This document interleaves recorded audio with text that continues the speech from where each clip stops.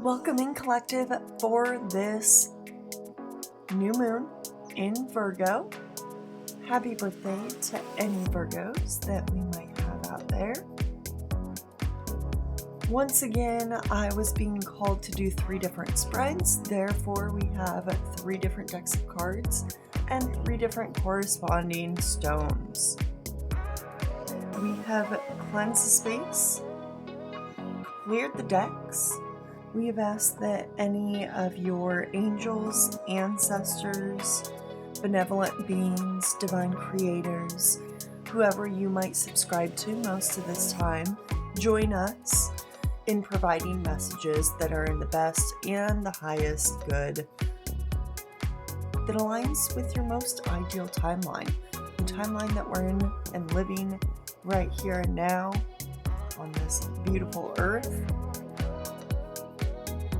So I'll give you a moment, look these over. If one in particular calls to you, then feel free to skip ahead to that section in the video. Otherwise, let's get started.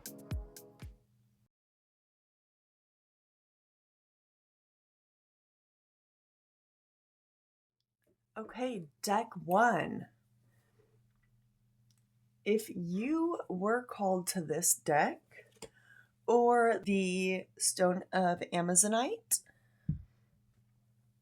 Amazonite is really good at absorbing those microwaves and cell phone emanations. It protects you against electromagnetic pollution. So being placed anywhere between you and the source of that pollution, if it's taped to the back of a cell phone, I'd probably recommend something smaller. This is a little bit bigger of a stone. But of course, bigger's always better, right? I don't know who needed to hear that, but someone was thinking like, okay. So in other healing properties, we're looking at Amazonite to open both the heart and the throat chakras, to enhance that communication factor and bring forth that loving and intuitive side with the third eye as well. It will help dissipate any negative energies that you might have or blockages that might be stuck within your nervous system. If you were drawn to this stone, maybe you might want to look into getting something like that for your home use. Without further ado, though, let's go ahead for deck 1. I'm being called to ask where you're at and what you can bring forward for your mind, your body, and your soul. So we'll get 3 cards here.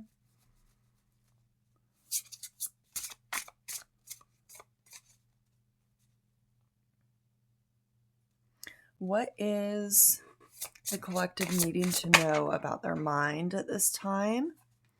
Head over heels, number 29. Okay, I'm going to get all 3 cards out and then I will go over them.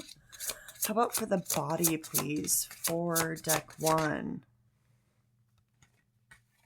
Card number 34, eat your words. And for their soul, please.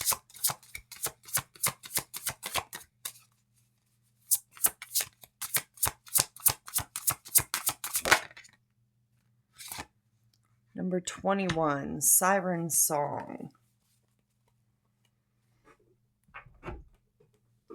So the card in the first position, number 29, is head over heels. This is for the aspect of your mind. This card pulls through an energy of love, of this thing that makes our heart speed up and pulse quicken. It might give endless counts of butterflies in the stomach. And the card's asking, if you are in love, remember these moments when you were head over heels. Do not take your partner for granted when what you have now may become comfortable. Shake things up, do something exciting, find the passion between you, and fall head over heels once more. If you had just fallen in love, fuel that excitement. Keep that head over heels feeling. Keep that new relationship always new and exciting. Never go to bed angry, and relish in the fact that someone loves you for exactly who you are. So you could have been struggling mentally with a partner or situation within that, and it's asking you to trust the universe.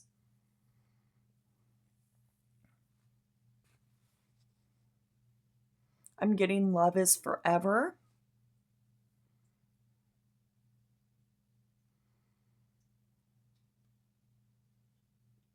There's a soul contract that you had made with this individual for this lifetime that is being played out right now. And you have the choice to sit and dwell in your head or express yourself and love fully, is what I'm getting. So don't let the mind overrule the heart. Okay, number 34, for your body. This is your physical world that we're looking at. And this is eat your words. Hangry? Well, you better taste those words before you consume them. Sometimes all sorts of things come out of people's mouths. Maybe you think being snarky or rude is cute or funny. But here is real. You never know what someone is going through. Everyone is going through something that's relative to them. And we never know quite how they will digest your words. A kind word can go a long way in the era of Karens and Kens. So douse those words in sugar if you intend on eating them. Bitter words can make you cocky and gag. Number 21, though, is Siren Song. This is the card for your soul, your higher self.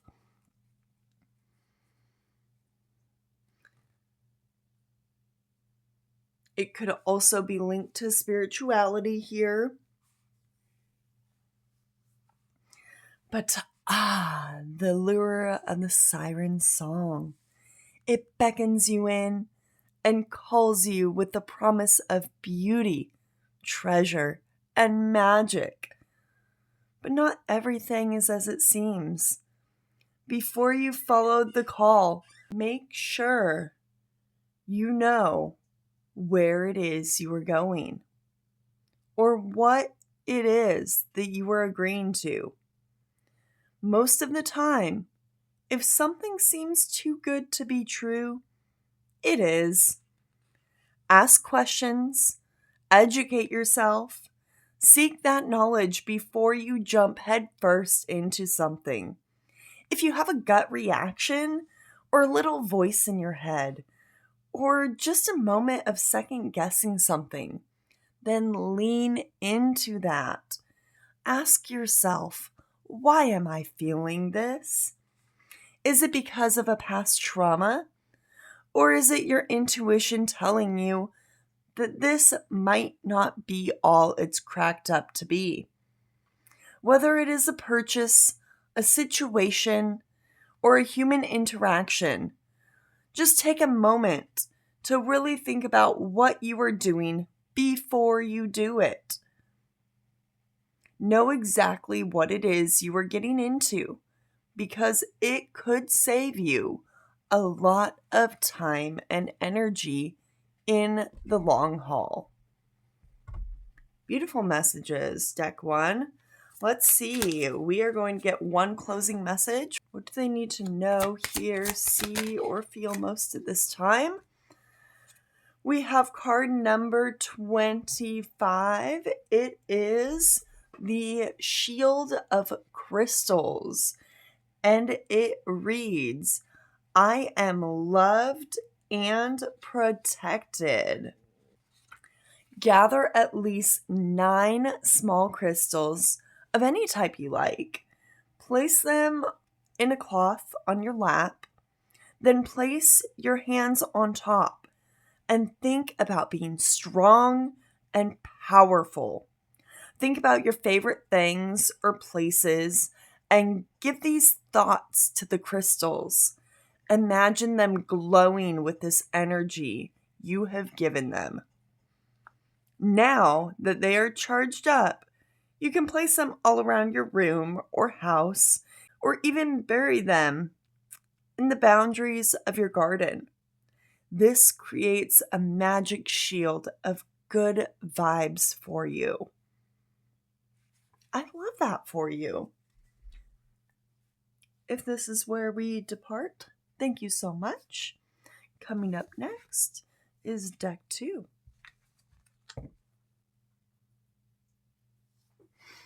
Okay, deck 2. If you chose this card deck, or if you were drawn to this beautiful stone, this is green Adventurine, by the way. Just look at that. Gorgeous, beautiful, rough stone. This has not been polished. I love this stone. Green Adventurine is a stone of positivity and prosperity. It absorbs electromagnetic smog and protects against environmental pollution. This, like deck 1, can be taped to a cell phone, and it'll act as protection against its emanations. Once again, you might want a stone a little bit smaller than this. I mean, maybe bigger is better and it might block more of those, but I also see a lot of you not wanting to carry around a big honkin' stone taped to the back of your phone. Adventurine will reinforce leadership qualities. It reinforces your decisiveness. It will promote your empathy and compassion and really help with taking you back into the past to find sources of disease. This stone has been known to help reduce or relieve stammers and neurosis, to help bring forth that understanding of what might lay behind those conditions. It definitely stabilizes one's mind. It helps with your perception and enhances creativity.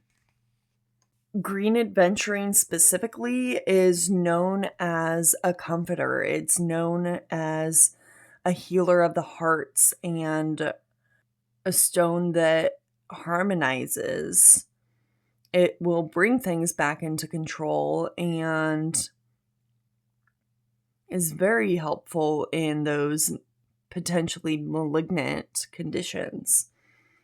It will help settle nausea and dissolve negative emotions or thoughts.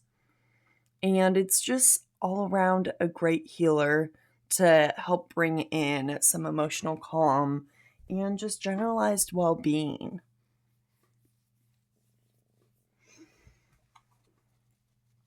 So for this, Collective, I was guided to pull some energies. We're going to pull first your overall energy, where the guides are seeing you at now. We will pull then the energy outside of you that might be impacting you. And finally, we're going to pull in energies from this new moon in Virgo and let you see what is going to help create maybe the most stable foundations for you. So let's get a look at the collective's overall energy. We have the 10 of Wands. So you have journeyed a long, difficult, maybe even treacherous path. You did a lot of work on your own. The end's in sight. And you're not alone. There's people here to help you. There's guides here to help you, help carry some of the weight of this. I'm hearing for some of you, you might be interested in picking up Reiki and seeing how that might help you. Note there are different styles of Reiki, and not everyone experiences the same. Though I'm feeling at this time you're seeking for that end result. You are definitely beat down. I'm seeing that. You're beat down. You've had so much that you've been carrying on your shoulders.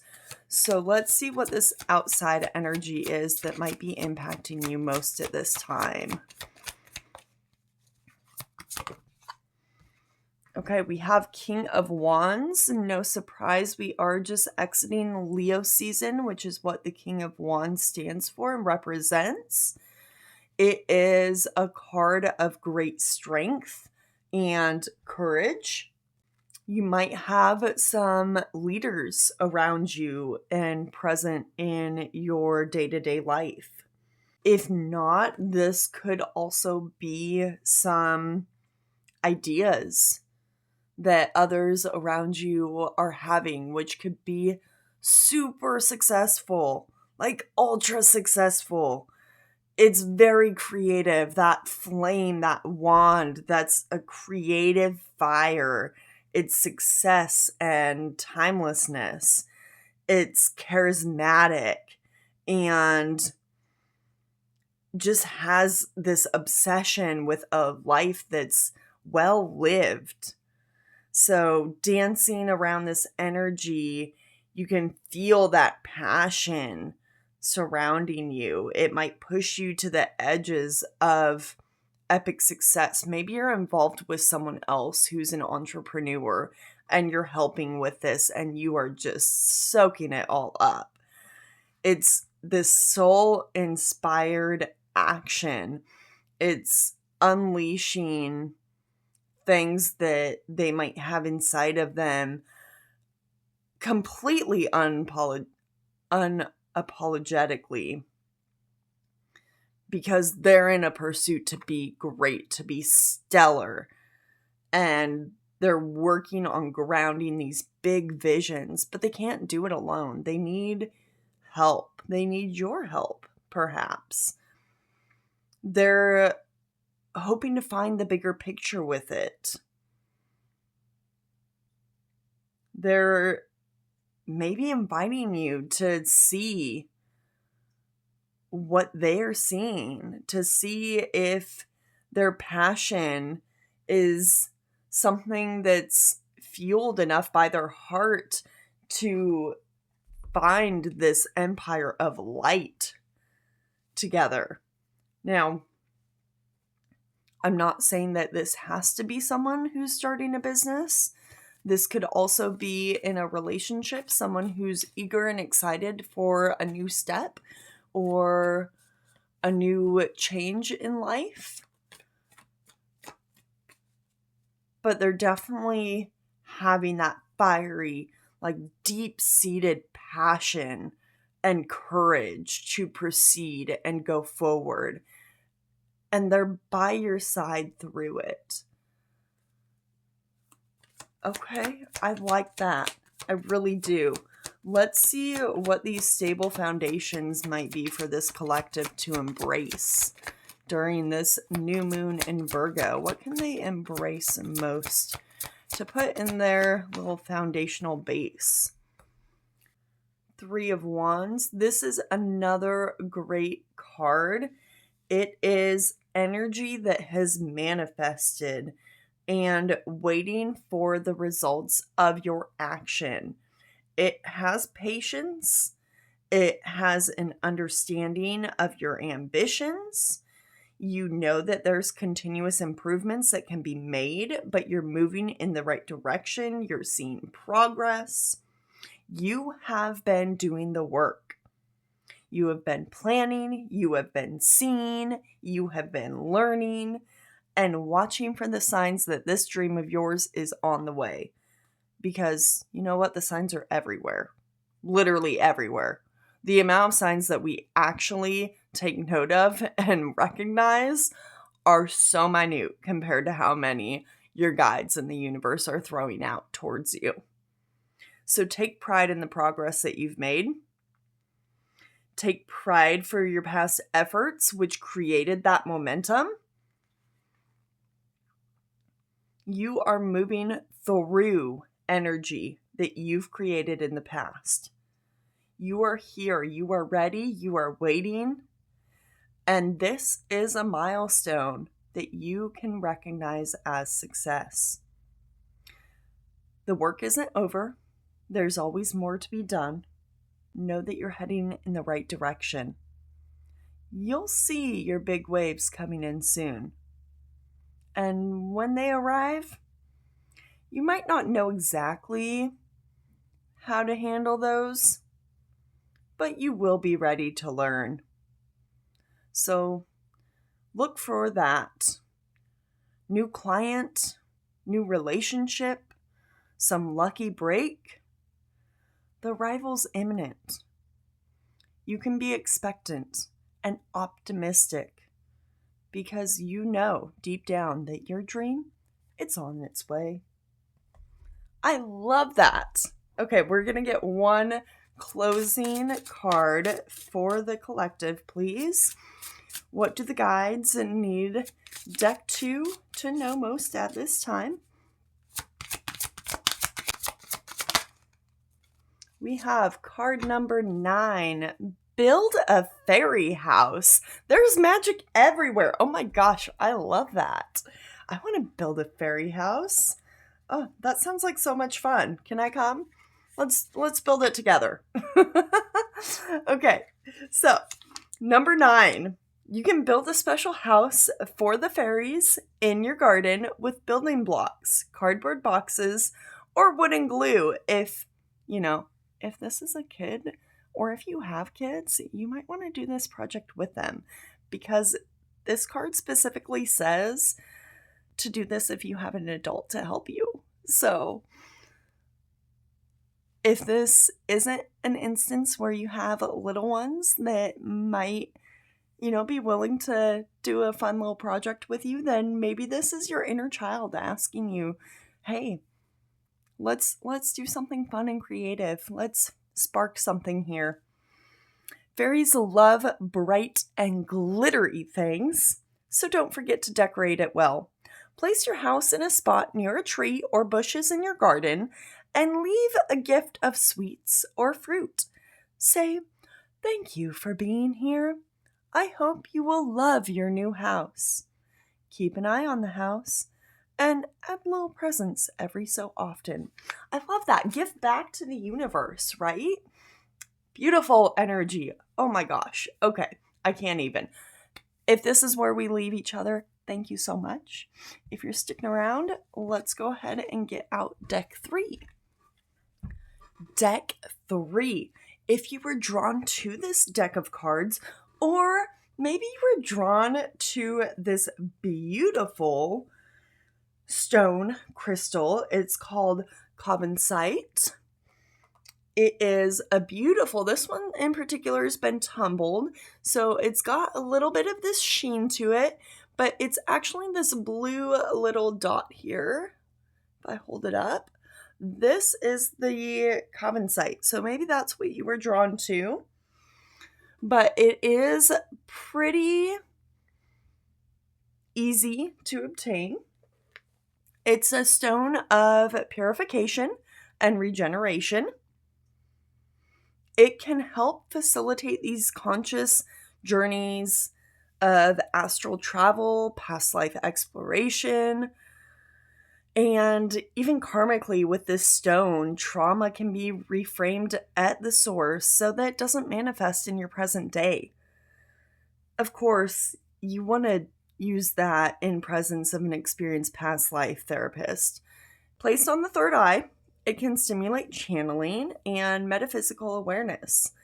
It also combines with pragmatic everyday learning and logical thought. Psychologically, the life affirming stone will bring optimism and inspiration into the world of those around it.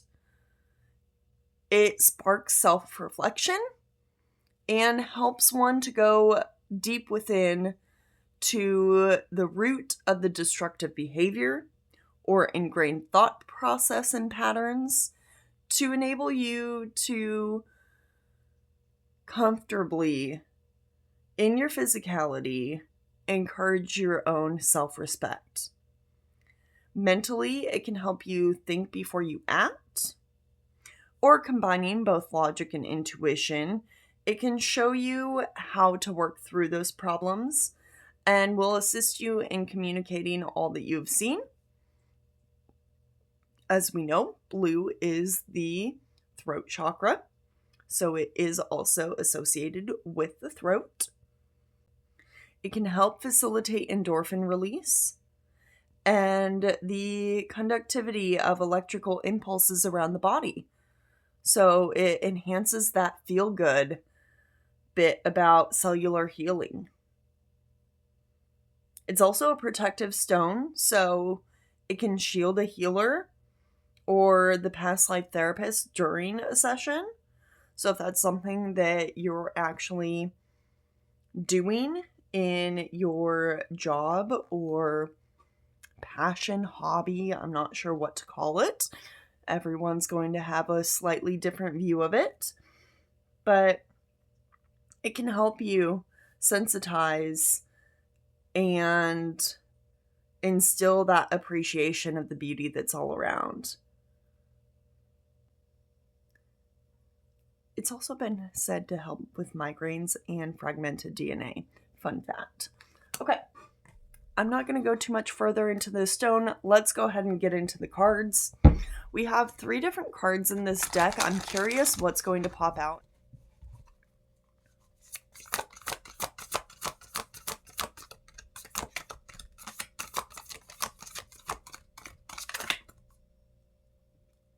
I'm saying take this one. Okay, this is a card of grief, number 12. It says, don't explain yourself, embrace yourself. Take care of yourself and indulge yourself without offering a long explanation or justification. Embrace imperfection and your flawsomeness, or simply being awesome in spite of, and sometimes because of, your flaws. Practice unconditional self-love. Authenticity and eccentricity are empowering now. Honor the most honest expression of yourself. Life is too short to pretend to be anyone else. What else? Maybe one for grace and one for healing. Something that the collective might need to know most.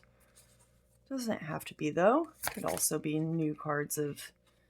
Okay, nope, they gave me one of each. Okay, we have grace and we have healing. Let's see, for grace, it is card number 38. Work with rituals, wishes, intentions, and prayers. Harness energy, gain help from unseen and benevolent forces. Clarify your needs and desires, and focus your efforts through performing a ritual, making a wish, setting an intention, or saying a prayer. All avenues of grace. Your spirit is mighty. When your heart is anchored in love and goodwill, the extraordinary becomes possible.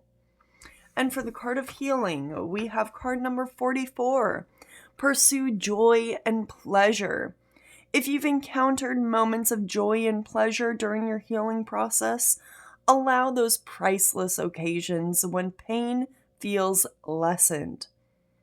Invest time and energy in healthy pursuits of joy and pleasure now. Bliss makes you feel more alive, engaged, and present. Joy is a spiritual pursuit that opens your heart, making you more compassionate towards others. Beautiful messages. With that, we're going to get one closing message from your guides. Whatever they need to know, hear, see, or feel most for this new moon in Virgo, please. For deck 3, we have Freeze It. That is card number 17. And it says, I freeze what I no longer want. Write down something that is unpleasant or that you are not feeling good about on a piece of paper. Screw it up tightly into a ball and toss it right in the back of the freezer. This ancient magic helps freeze and reduce your sadness and helps to move you forward. You can take the ball of paper back out of the freezer if you are feeling better. Get out here. I don't need you. That's what I'm hearing. So, no more. We're freezing it. Well, I love the messages. Thank you so much. If you stuck around for all 3, I truly do appreciate you. I appreciate all of you regardless. But until next time, toodles.